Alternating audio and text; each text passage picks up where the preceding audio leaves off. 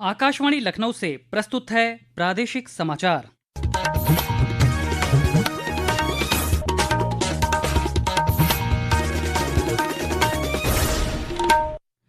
मुख्य समाचार। मुख्यमंत्री योगी आदित्यनाथ ने लखनऊ नगर निगम के लिए हरित ऊर्जा से संचालित 250 इलेक्ट्रिक और सीएनजी वाहनों को किया रवाना। कहा, कार्बन उत्सर्जन को कम कर नेट जीरो लक्ष्य की ओर बढ़ रहा है प्रदेश के कई हिस्सों में हुई बारिश से गेहूं की फसल प्रभावित। मुख्यमंत्री ने जिलाधिकारियों से नुकसान का आकलन कर किसानों को समय से मुआवजा देने के दिए निर्देश। उप मुख्यमंत्री ब्रजेश पाठक ने लखनऊ से प्रदेश व्यापी विशेष संचारी रोग नियंत्रण अभियान का किया शुभारंभ। कहा, जनता को बेहतर स्वास्थ्य सुविधाएं देने के लिए संकल्पित है सरकार। और आईपीएल में आज लखनऊ के इकाना स्टेडियम में दिल्ली कैपिटल्स और लखनऊ सुपर जायंट्स के बीच मुकाबला। दर्शकों की सुविधा के लिए रात 12:30 बजे तक होगा मेट्रो का संचालन।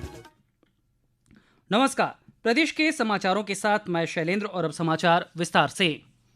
मुख्यमंत्री योगी आदित्यनाथ ने आज लखनऊ नगर निगम के बेहतर कूड़ा प्रबंधन के लिए हरित ऊर्जा से संचालित 250 इलेक्ट्रिक और सीएनजी वाहनों को फ्लैग ऑफ किया। कार्यक्रम को संबोधित करते हुए मुख्यमंत्री ने कहा कि नवनिर्माण के 9 वर्षों में लखनऊ स्वच्छता रैंकिंग में देश के टॉप 3 शहरों में शामिल हुआ है। उन्होंने कहा कि प्रदेश अब नेट जीरो लक्ष्य की ओर बढ़ रहा है, जहां कार्बन उत्सर्जन कम करने और प्रदूषण रहित व्यवस्था विकसित करने पर ध्यान दिया जा रहा है। डबल इंजन सरकार ने जो कार्य प्रारंभ किया था, उसने स्वच्छता की रैंकिंग को बेहतर बनाने में सफलता प्राप्त की और अब उसको एक नई ऊंचाई तक पहुंचाने के लिए नेट जीरो के लक्ष्य को प्राप्त करने के लिए, कार्बन उत्सर्जन न्यूनतम हो उस लक्ष्य को प्राप्त करने के लिए इलेक्ट्रिक व्हीकल है, कोई कार्बन उत्सर्जन न हो, कोई प्रदूषण न हो, उस लक्ष्य को प्राप्त करने के लिए आज का एक कार्यक्रम अत्यंत सराहनीय पहल है। ई वाहनों के सुचारू संचालन के लिए शहर में 13 स्थानों पर 520 चार्जिंग पॉइंट स्थापित किए गए हैं। इससे न केवल वाहनों की कार्य क्षमता बढ़ेगी, बल्कि भविष्य में और अधिक ई वाहनों के संचालन के लिए भी आधार तैयार होगा। मुख्यमंत्री योगी आदित्यनाथ ने आज लखनऊ में कृषि विभाग की बैठक में प्रदेश में फार्मर रजिस्ट्री को व्यापक स्तर पर लागू करने का निर्देश दिया। मुख्यमंत्री ने कहा कि सभी किसानों का पंजीकरण प्राथमिकता के आधार पर सुनिश्चित किया जाए। पेश है एक रिपोर्ट। मुख्यमंत्री ने निर्देश दिया कि हर ग्राम पंचायत में विशेष शिविर आयोजित कर किसानों को फार्मर रजिस्ट्री से जोड़ा जाए। मुख्यमंत्री ने कहा कि कृषि विभाग अपनी सभी योजनाओं को फार्मर रजिस्ट्री से जोड़ने के लिए आवश्यक तकनीकी व्यवस्था निर्धारित समय सीमा में तैयार करे और विभागीय पोर्टल को 1 मई 2026 तक पूरी तरह से क्रियाशील बनाए। उन्होंने ये भी निर्देश दिया कि उद्यान, पशुपालन, मत्स्य सहकारिता एवं लघु सिंचाई जैसे विभाग भी कृषि विभाग के साथ समन्वय स्थापित कर 31 मई 2026 तक आवश्यक तैयारियां पूरी कर लें, ताकि सभी विभागों में एक समान व्यवस्था लागू हो सके। समाचार कक्ष से तनवीर फातिमा। प्रदेश के लगभग सभी पश्चिमी और पूर्वी जिलों में गरज चमक के साथ हल्की बारिश होने से दर्ज की गई है। मौसम के इस बदलाव से गेहूं की फसल प्रभावित हुई है। मुख्यमंत्री योगी आदित्यनाथ ने असमय बारिश के कारण किसानों को होने वाली परेशानी के बारे में जिलाधिकारियों से रिपोर्ट मांगी है। मुख्यमंत्री ने सभी जिलाधिकारियों को निर्देशित किया है कि फील्ड में रहकर स्थिति का जायजा लें और प्रभावित क्षेत्रों में फसलों को हुए नुकसान का आकलन कराएं, जिससे किसानों को समय पर उचित सहायता मिल सके। उप मुख्यमंत्री ब्रजेश पाठक ने आज लखनऊ से प्रदेश व्यापी विशेष संचारी रोग नियंत्रण अभियान का शुभारंभ किया। यह अभियान 30 अप्रैल तक संचालित होगा। इसके साथ ही उन्होंने 10 से 30 अप्रैल तक संचालित होने वाले घर घर पर दस्तक अभियान की भी शुरुआत की। इस मौके पर उन्होंने जागरूकता रैली को झंडी दिखाकर रवाना किया। कार्यक्रम में उप मुख्यमंत्री ने कहा कि यह अभियान जनता के स्वास्थ्य के प्रति प्रदेश सरकार के संकल्प को दर्शाता है।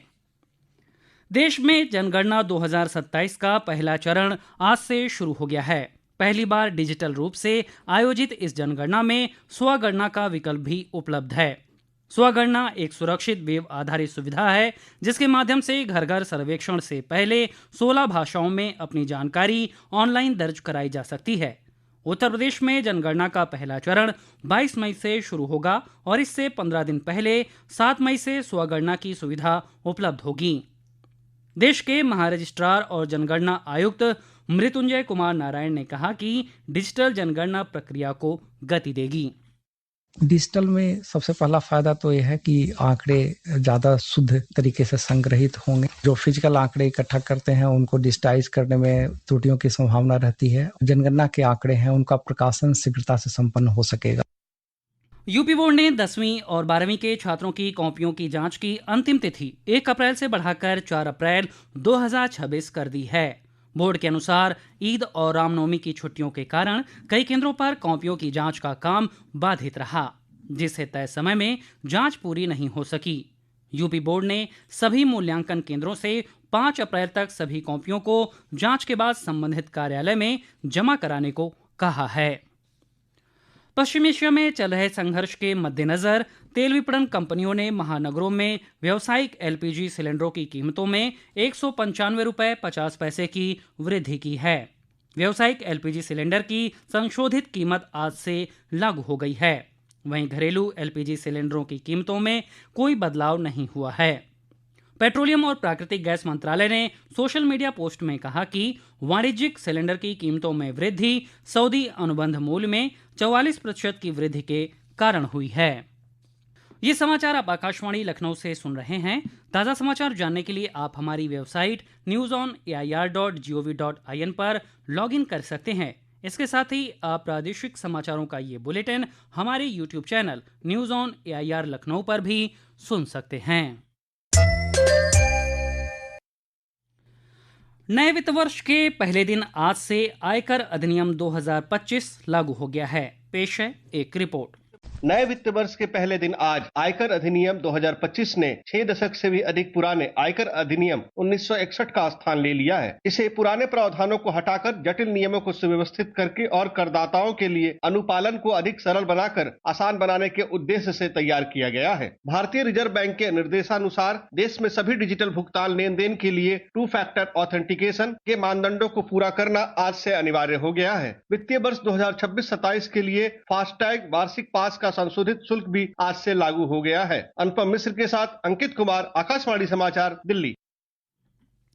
1992 बैच के भारतीय प्रशासनिक सेवा के वरिष्ठ अधिकारी चंचल कुमार ने आज सूचना और प्रसारण मंत्रालय के सचिव के रूप में कार्यभार संभाल लिया। उन्होंने वरिष्ठ IAS अधिकारी संजय जाजू का स्थान लिया है। बिहार कैडर के अधिकारी श्री कुमार इससे पहले पूर्वोत्तर क्षेत्र विकास मंत्रालय में सचिव के पद पर कार्यरत थे। आकाशवाणी लखनऊ कल अपना 89वां स्थापना दिवस मनाएगा। इस उपलक्ष्य में लखनऊ स्थित इंदिरा गांधी प्रतिष्ठान में विशेष कार्यक्रम का आयोजन किया जाएगा। कार्यक्रम में मुख्यमंत्री योगी आदित्यनाथ मुख्य अतिथि के तौर पर शामिल होंगे, जबकि उप मुख्यमंत्री ब्रजेश पाठक विशिष्ट अतिथि के रूप में सम्मिलित होंगे। इस अवसर पर प्रसार भारती के मुख्य कार्यकारी अधिकारी गौरव द्विवेदी और आकाशवाणी के महानिदेशक राजीव कुमार जैन भी उपस्थित रहेंगे। आकाशवाणी लखनऊ की कार्यक्रम प्रमुख सुमोना पांडे ने बताया कि समारोह में मुख्यमंत्री पद्मश्री से अलंकृत विभूतियों और आकाशवाणी लखनऊ से जुड़े वरिष्ठ प्रसारकों को सम्मानित करेंगे। साथ ही सांस्कृतिक संध्या का आयोजन भी होगा। IPL में आज लखनऊ के अटल बिहारी वाजपेयी इकाना स्टेडियम में दिल्ली कैपिटल्स और लखनऊ सुपर जायंट्स के बीच मुकाबला खेला जा रहा है। दिल्ली कैपिटल्स ने टॉस जीतकर पहले गेंदबाजी करने का फैसला किया है। मैच को देखते हुए इकाना स्टेडियम के आसपास ट्रैफिक डायवर्जन लागू किया गया है। वहीं लखनऊ मेट्रो आज रात 12:30 बजे तक संचालित रहेगी, जिससे क्रिकेट मैच देखकर लौटने वाले दर्शकों को कोई परेशानी न हो। स्टेडियम से मुंशी पुलिया मेट्रो स्टेशन और ट्रांसपोर्ट नगर मेट्रो स्टेशन तक विशेष फीडर बसों का प्रबंध भी किया गया है। और अंत में मुख्य समाचार एक बार फिर। मुख्यमंत्री योगी आदित्यनाथ ने लखनऊ नगर निगम के लिए हरित ऊर्जा से संचालित 250 इलेक्ट्रिक और CNG वाहनों को किया रवाना। कहा, कार्बन उत्सर्जन को कम कर नेट जीरो लक्ष्य की ओर बढ़ रहा है प्रदेश। प्रदेश के कई हिस्सों में हुई बारिश से गेहूं की फसल प्रभावित। मुख्यमंत्री ने जिलाधिकारियों से नुकसान का आकलन कर किसानों को समय से मुआवजा देने के दिए निर्देश। उप मुख्यमंत्री ब्रजेश पाठक ने लखनऊ से प्रदेश व्यापी विशेष संचारी रोग नियंत्रण अभियान का किया शुभारंभ। कहा, जनता को बेहतर स्वास्थ्य सुविधाएं देने के लिए संकल्पित है सरकार। और आईपीएल में आज लखनऊ के इकाना स्टेडियम में दिल्ली कैपिटल्स और लखनऊ सुपर जायंट्स के बीच मुकाबला। दर्शकों की सुविधा के लिए रात 12:30 बजे तक होगा मेट्रो का संचालन। इसी के साथ प्रादेशिक समाचारों का ये बुलेटिन समाप्त हुआ। अगला बुलेटिन रात 8 बजे FM पर प्रसारित किया जाएगा। नमस्कार।